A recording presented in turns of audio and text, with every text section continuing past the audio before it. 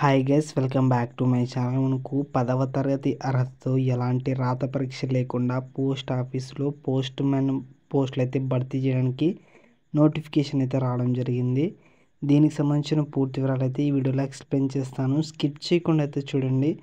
కొత్త వాళ్ళు ఎవరైనా నచ్చినట్టయితే లైక్ చేయండి, సబ్స్క్రైబ్ చేయండి గైస్. ఇక వీడియోలోకి వెళ్ళినట్టయితే మనకు మార్చి 22వ తేదీ అయితే నోటిఫికేషన్ రావడం జరిగింది. మొత్తం మనకు 32,850 పోస్టులు అయితే భర్తీ చేస్తున్నారన్నమాట.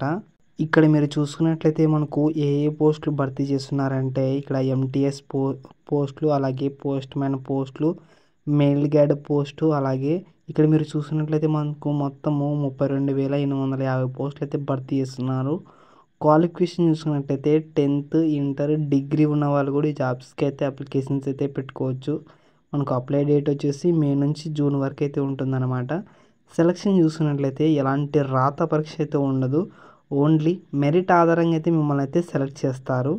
ఇక నెక్స్ట్ ఏజ్ లిమిట్ చూసుకున్నట్లయితే మనకు మినిమం వచ్చేసి 18 సంవత్సరాలు అయితే ఉండాలి. మ్యాక్సిమం వచ్చేసి 40 ఇయర్స్ అయితే ఉండాలి. తర్వాత మీకు గవర్నమెంట్ ఆధారంగా ఏజ్ రిలాక్సేషన్ అయితే ఉంటుందన్నమాట. ఎస్సీ ఎస్టీ వాళ్ళకి అయితే 5 ఇయర్స్ ఏజ్ రిలాక్సేషన్ అయితే ఉంటుంది. ఓబీసీ వాళ్ళకి 3 ఇయర్స్ ఉంటుంది ఏజ్ రిలాక్సేషన్. ఇక నెక్స్ట్ సెలక్షన్ ప్రాసెస్ చూసుకున్నట్లయితే మనకు ఎలాంటి రాత పరీక్ష అయితే ఉండదు. ఇక్కడ పోస్ట్ వైజ్గా వేకెన్సీస్ డీటెయిల్స్ చూసుకున్నట్లయితే మనకు పోస్ట్ మ్యాన్ పోస్టులు వచ్చేసి 585 పోస్టులు అయితే భర్తీ చేస్తున్నారన్నమాట.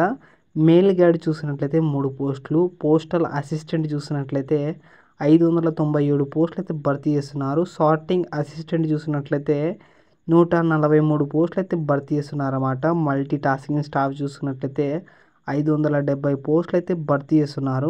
ఇక నెక్స్ట్ తెలంగాణలో ఎన్ని పోస్టులు భర్తీ చేస్తున్నారు, అలాగే ఆంధ్రాలో ఎన్ని పోస్టులు భర్తీ చేస్తున్నారని చూసుకున్నట్లయితే తెలంగాణలో 144 పోస్టులు అయితే భర్తీ చేస్తున్నారన్నమాట. అలాగే ఆంధ్రాలో 164 పోస్టులు అయితే భర్తీ చేస్తున్నారు. ఇక్కడ ఎలిజిబిలిటీ క్రైటీరియా చూసినట్లయితే మనకు పోస్ట్ మ్యాన్కి వచ్చేసి 10th క్లాస్ పాస్ అయిన వాళ్ళందరూ అప్లికేషన్స్ అయితే పెట్టుకోవచ్చు. మెయిల్ గైడ్కి వచ్చేసి 10th క్లాస్ పాస్ అయిన వాళ్ళందరూ అప్లికేషన్స్ అయితే పెట్టుకోవచ్చు. ఎంటీఎస్ పోస్టులు చూసుకున్నట్లయితే ఇంటర్మీడియట్ అయితే పాస్ అయి ఉండాలన్నమాట. పోస్టల్ అసిస్టెంట్ అలాగే సార్టింగ్ అసిస్టెంట్ చూసుకున్నట్లయితే డిగ్రీ పాస్ అయిన వాళ్ళందరూ ఈ జాబ్కి అయితే అప్లికేషన్స్ అయితే పెట్టుకోవచ్చు. అలాగే మీకు నాలెడ్జ్ ఉండాలన్నమాట, కంప్యూటర్ నాలెడ్జ్ అయితే ఉండాలి. ఇక అప్లికేషన్ చేసేటప్పుడు మనం ఏమేమి డాక్యుమెంట్స్ తీసుకోవాలంటే education qualification certificate, marks sheet అయితే తీసుకోవాలన్నమాట. తర్వాత ఆధార్ కార్డు, తర్వాత email ID, mobile number, passport అయితే తీసుకోవాలి.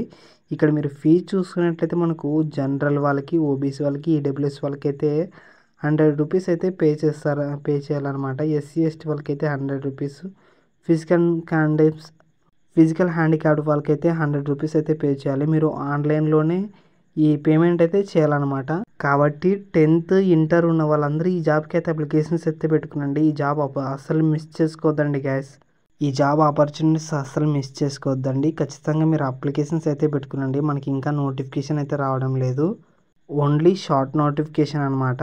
కాబట్టి దీనికి సంబంధించిన పూర్తి వివరాలు అయితే మన వాట్సాప్ ఛానల్లో ఉంటుంది. వాట్సాప్ ఛానల్ లింక్ డిస్క్రిప్షన్లో ఉంటుంది. అందరైతే జాయిన్ అవ్వండి.